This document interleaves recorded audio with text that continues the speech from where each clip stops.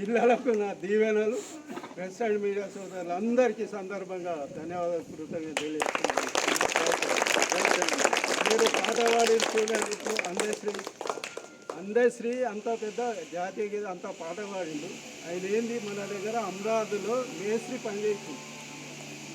అంటే మీరు తలుచుకుంటే ఏదైనా కావచ్చు, మనము అటువంటి వాళ్ళని ఆదర్శంగా తీసుకోవాలి. అర్థమైందా పిల్లలు? ఓకే, మహాత్ములు కావచ్చు, పెద్ద పెద్ద నాయకులు కావచ్చు. ఇలా మోడీ ఏంది మీకు తెలుసు కదా, ఛాయ్ హోటల్ నడిపింది, అయినా ప్రైమ్ మినిస్టర్ 3వ సారి అయింది. అట్లా ఈ దాంట్లో చాలా ఆనిముత్యాలు ఉన్నారు. మీరు కూడా కావచ్చు అని చెప్పి ముగిస్తున్నాను.